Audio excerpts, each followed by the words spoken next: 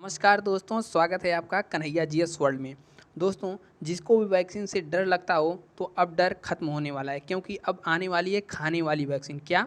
खाने वाली वैक्सीन। हाँ, अब तक हमने जितनी भी वैक्सीन का नाम सुना है, चाहे स्पुतनिक वी हो गई रूस की, मॉडर्ना हो गई अमेरिका की, फाइजर ब्रिटेन की, या फिर भारत की वैक्सीन की बात करें तो कोविशील्ड हो गई और कोवैक्सीन, ये सब जितनी भी वैक्सीन है कोरोना वाली, इन सबको लगाया जाता है, यानी कि सुई द्वारा शरीर में प्रवेश कराया जाता है इन सब वैक्सीनों को। और इसके अलावा वैक्सीन की बात करें तो देखिए, पोलियो की बात करें तो वो भी एक प्रकार की वैक्सीन ही है। तो उसको ड्राप के माध्यम से पिलाया जाता है। लेकिन अब मतलब ऐसी वैक्सीन आने वाली है जिसे न पिया जाएगा, न शरीर में चुभा के यानी सुई द्वारा लगाया जाएगा। अब उसे खाया जाएगा। ठीक है ना? इंटरेस्टिंग है ना? तो हम आगे बताएंगे कि यह कैसी वैक्सीन है, कब तक तैयार हो जाएगी और कैसे इसे हम लोग खाएंगे। तो बने रहिए वीडियो में और देखते रहिए। देखिए, और अब तक आप लोग हमारे चैनल को सब्सक्राइब नहीं किए हैं तो कन्हैया जीएस वर्ल्ड को सब्सक्राइब करके बगल में बेल आइकन की घंटी दबा कर लाइक करके दोस्तों के पास शेयर जरूर कर दें, ताकि ऐसी खबर आपको मिलती रहे। चलिए देखते हैं कि कैसे तैयार होगी वैक्सीन। देखिए, यह वैक्सीन तैयार कर रहा है अमेरिका का एक यूनिवर्सिटी ऑफ कैलिफोर्निया। ठीक है, यहाँ पर आप अमेरिका दिख रहे हैं, यहाँ पर कैलिफोर्निया।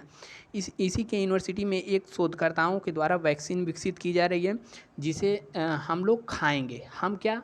देखिए, अमेरिका वाले वैक्सीन सबसे पहले बना लिए थे, लेकिन उन सब की वैक्सीन में क्या खासियत थी कि उन वैक्सीनों को लंबे यानी कि लगभग -30 से 50 तक उनको माइनस में उनको स्टोर करना था, जिससे वह लोगों को दूसरे देश को बेच नहीं पाए।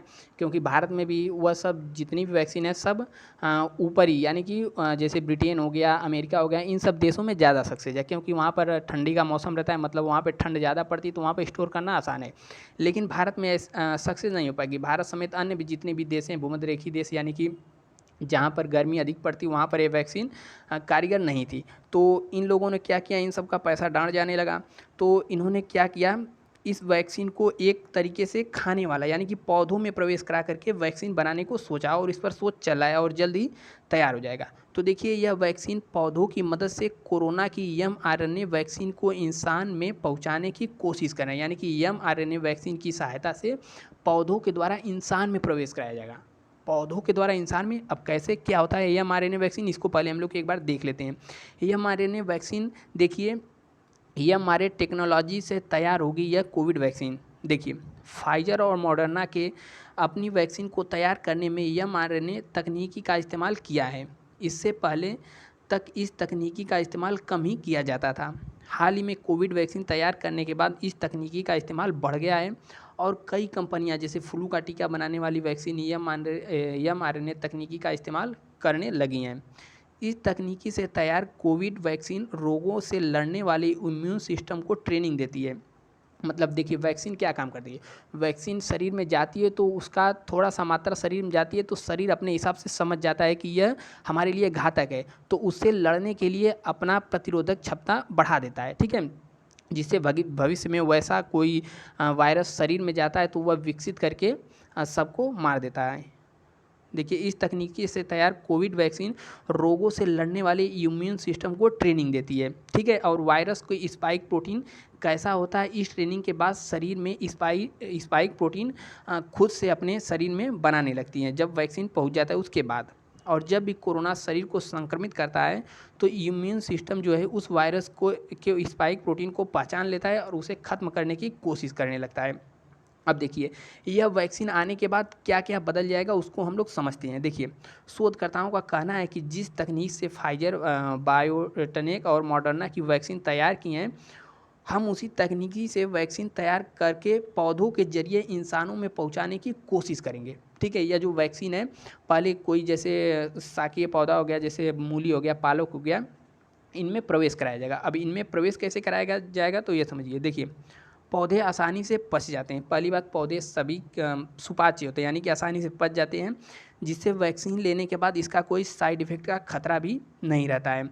और पौधों के रूप में दी जाने वाली वैक्सीन का रख रखाव और ले आना भी आसान रहेगा, और इसे कम तापमान पर पौधों को रखने में इससे मौजूद वैक्सीन के खराब होने का खतरा भी नहीं रहेगा। यानी कि इससे पहले जो अमेरिका वाली बनी थी मॉडर्ना वैक्सीन, इसे कम टेम्परेचर पे रखा जाता था, तो यह जब पौधों में वैक्सीन चली जाएगी तो इसके लिए ये सब आसान हो जाएगा, और भारत जैसे देशों में या फिर अन्य देश में भी इसे आसानी से पहुंचाया जा सकता है। अब देखिए, यदि यह प्रयोग सफल रहा तो निम्न आय वाले लोग भी इस वैक्सीन को खरीद सकते हैं। उनको लिए एक वरदान सा साबित होगा और इसका ट्रांसपोर्टेशन भी आसान हो जाएगा कम खर्चा में। अब देखिए, अब आप लोग सोच रहे होंगे कि जब पौधा तैयार होगा तो कितना लेना पड़ेगा, हम लोग को कितना खाना पड़ेगा, क्या कई दिन खाना पड़ेगा कि एक ही दिन खाना पड़ेगा? देखिए, जवाब क्या है? जवाब सिर्फ एक, यानी कि तैयार हो जाने के बाद सिर्फ एक पौधा हम लोग खाएंगे और हम लोग का काम हो जाएगा वैक्सीन का। अब देखिए, एक पौधा एक इंसान के लिए पर्याप्त है, ठीक है।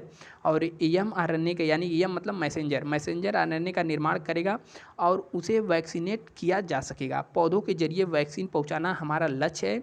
इसके लिए हम अपने बगीचे में पालक या फिर अन्य बीज शाकीय पौधे इसका इस्तेमाल कर सकते हैं, ठीक है। दैनिक भास्कर की यहाँ पर खबर है, देख सकते हैं। वैक्सीन वाला पौधा तैयार हुआ तो क्या क्या राहत मिल जाएंगी? वैक्सीन को जो लो टेम्परेचर में रखना का झंझट खत्म हो जाएगा और दूर दराज तक, गाँवों तक इसे आसानी से पहुँचाया जा सकेगा। और जिसको भी सुई से डर लगता है, यानी कि सुई लगवाने के डर से भी राहत मिलेगी और सिरिंज और सुइयों का जो खर्चा है वह भी बचेगा। अब देखिए, वैज्ञानिक पौधों के क्लोरोप्लास्ट में पहुंचाएंगे मैसेंजर आरएनए।